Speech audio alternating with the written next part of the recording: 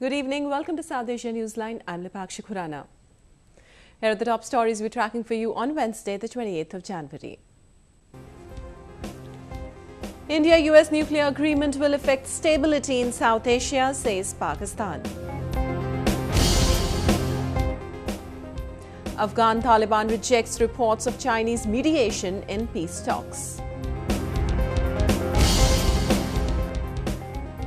And vintage car rally enthralls spectators in northwestern India.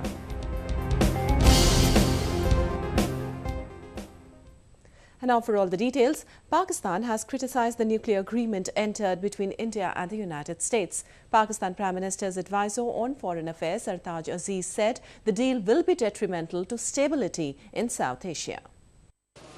Reacting to the recent visit of President Barack Obama to New Delhi and the agreement reached on the civil nuclear cooperation, Pakistan said it was a country-specific exemption from NSG rules to grant membership to India.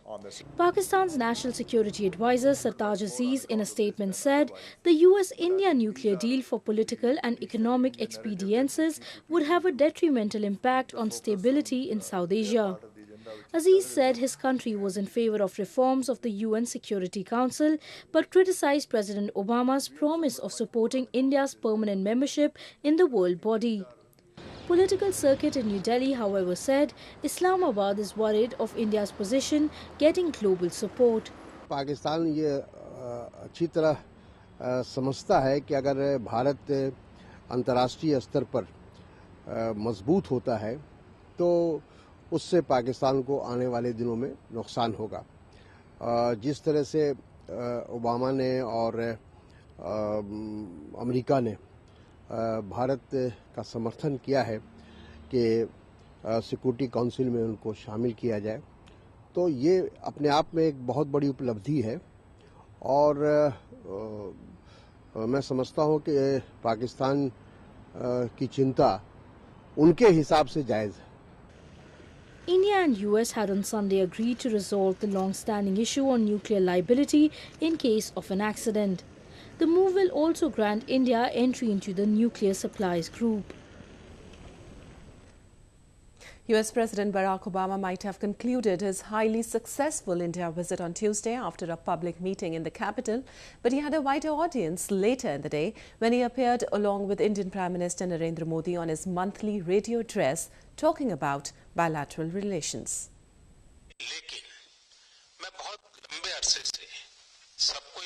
Millions of Indians tuned in their radio sets late on Tuesday for a special edition of Mann Ki Baat, co-hosted by Prime Minister Narendra Modi and US President Barack Obama. The leaders, who spoke extensively on potential of the two countries working together, also took questions from public on a varied number of topics. He also lauded Prime Minister Modi's efforts on poverty alleviation, women empowerment and ensuring clean energy. People are very excited in the United States about the energy that Prime Minister Modi is bringing to efforts in this country to reduce extreme poverty and lift people up, to empower women, to provide access to electricity and clean energy, and invest in infrastructure and the education system. And on all these issues, we want to be partners. Prime Minister Modi said President Obama's life is an inspiration for his Save the Girl Child campaign. President Obama से मैं मदद मांगू या न मांगू, उनका जीवन ही अपने आप में एक प्रेरणा है। जिस प्रकार से अपनी दो बेटियों का लालन पालन करते हैं, जिस प्रकार से अपनी दो बेटियों के लिए वो गर्व करते हैं, हमारे देश में भी कई जगह पे जब हमें कई लोगों से मिलना होता है तो परिवार में उनको कोई बेटा नहीं होता है, सिर्फ बेटियां होती हैं, और इतने गौरव से बेटियों को बड़ी करते हैं, इतना गौरव देते हैं, वही सबसे बड़ी प्रेरणा है। मैं समझता हूँ ये प्रेरणा ही हमारी ताकत है। और आपने सवाल पूछा है तो मैं कहना चाहूँगा कि बेटी बचाना, बेटी पढ़ाना ये हमारा सामाजिक कर्तव्य है, सांस्कृतिक कर्तव्य है, मानवीय जिम्मेवारी है, इसको हमने निभाना चाहिए। President Obama, who concluded his New Delhi visit on Tuesday, wrote a number of firsts to his name in the history of the bilateral ties. He became the first American president to visit India twice while in office. During the three-day visit of President Barack Obama to New Delhi, India and the US embarked on a new initiative in the Asia-Pacific and the Indian Ocean regions, the roadmap of which has yet to be defined. Our political editor Smita Prakash has more in this report. With the second visit of President Barack Obama to India in his two terms, there has been a marked shift in relations.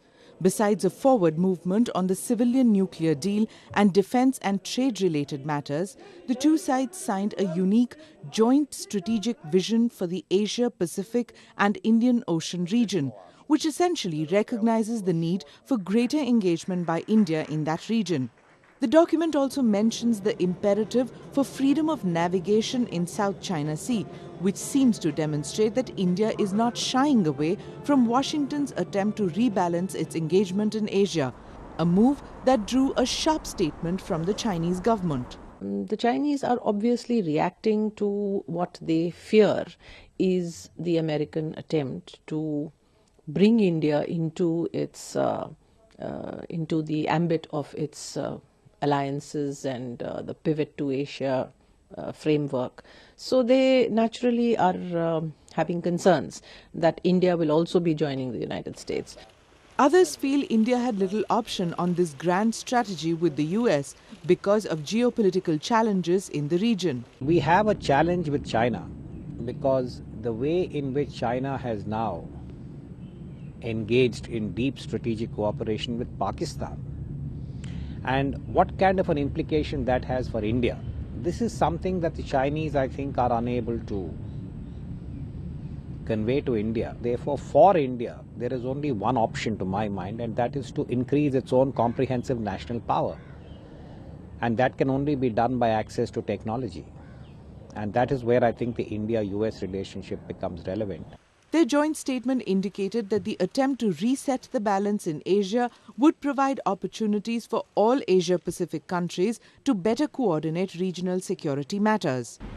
With India squarely behind Washington's efforts, Foreign Minister Sushma Swaraj heads to Beijing next week. India is keen to clear the air with its largest and most powerful Asian neighbor, especially with regard to being propped up as a counterbalance to China in the region. Smita Prakash, South Asia Newsline, New Delhi. The Afghan Taliban has confirmed that its leadership had recently visited China, but the militia has not disclosed whether it will seek mediation of Beijing in resuming peace talks with Afghan leadership. The Afghan Taliban on Tuesday said its representatives had visited Beijing last October ahead of Afghan President Ashraf Ghani's first international tour. Both China and the Taliban had so far refused to comment or acknowledge the meeting. The visit had raised speculation on Beijing playing a key role in peace negotiations in Afghanistan. Taliban spokesperson Zabihullah Mujahid, however, said they have not sought mediation of the Chinese leadership for the talks with the new Afghan government. The Ashraf Ghani government in Kabul had expressed its intention to hold negotiations with the Taliban immediately after assuming office. But the insurgents who refused to accept the democratically elected government has so far not shown any keenness towards resuming the dialogue process which was stalled under the previous regime. The Islamists who were ousted from power in 2011 has been on the offensive, gaining grounds across the country post the NATO troops' withdrawal. Hundreds of Bangladesh Nationalist Party activists paid adieu to Arafat Rehman Koko, the youngest son of former Prime Minister Khaleda Zia, on Tuesday. The BNP leader in exile passed away in Malaysia last week due to cardiac arrest. BNP workers on Tuesday joined in to pay their last respects at the funeral of Bangladesh opposition leader Khaleda Zia's son in capital Dhaka. His body was brought back to Bangladesh from Malaysia earlier in the day amid the lingering political crisis. 44-year-old Arafat Rehman Koko has been living in exile in Thailand and Malaysia since 2008 after the then-ruling government launched corruption cases against him. He was also sentenced to 6 years imprisonment and fined $2.5 million in June 2011 for laundering money in Singapore. BNP supporters said they stand with Zia's family during the personal tragedy. আজকে এই ম্যাডামের দুঃসময়ের সময় আজকে এতদিন যাবত madam এখানে আটকে পড়ে আছে আর এই মুহূর্তে তার ছোট ছেলে তারেক রহমান কোকো মারা গেছে আসলে কি যে বলবো বলার মতো কোনো ভাষা পাচ্ছি না যে এই সময়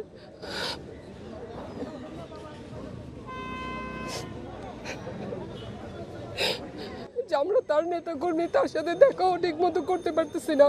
BNP Supremo and former Prime Minister Khalida Zia is the wife of former President Ziaur Rahman. Their eldest son Tariq Rahman, the senior vice president of the BNP, is also living in exile in London. India's online payments are set for a major change, with the world's largest e-commerce company Alibaba joining hands with an Indian company. The $550 million deal is set to open floodgates for cross-border trade between India and China. In India, 72 out of every 100 people have a mobile phone, but only a little over 35% have a bank account. That's according to the World Bank. So the Reserve Bank of India changed the rules to encourage more players to become payment banks, which are essentially non-financial entities, mostly tech firms that can facilitate transactions online, mobile wallet providers in other words.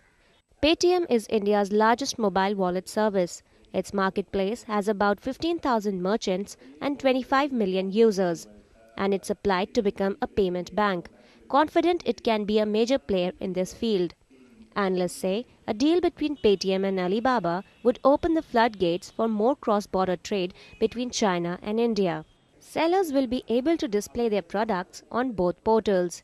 But not everyone's convinced Paytm will have an easy run as a banker. Value would be captured by the customers and the suppliers of this technology or product than the companies itself, because of the sheer competitiveness.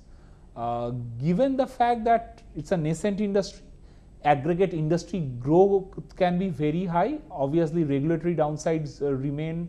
India's e-commerce market is forecast to hit annual sales of $30 billion by 2020. And many analysts think the country's next wave of e-commerce customers will transact mostly or even exclusively on their phones. They are old, they are rare, and they gave car enthusiasts enough adrenaline rush. Take a look at how these vintage beauties enthralled car lovers in India. A glittering lineup of classic cars gave a joyride to visitors as India's Pink City Jaipur organized its 17th Vintage Car Rally. Over 100 cars including Erskine, Chevrolet Impala, Dodge and Cadillac were put on display.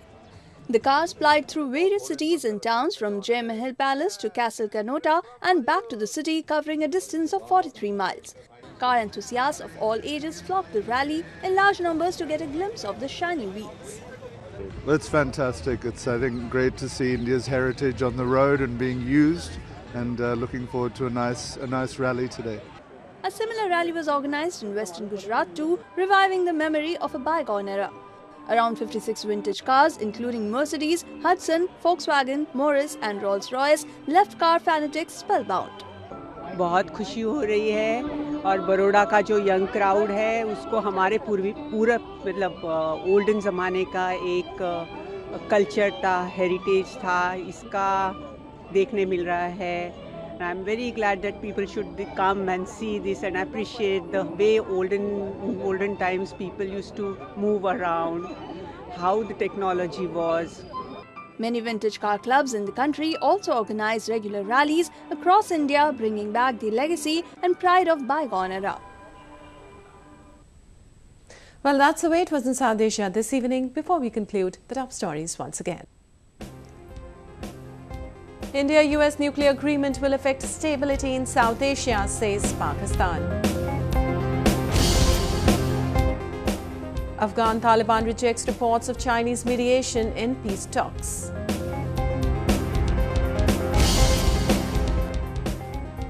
And vintage car rally enthralls spectators in northwestern India.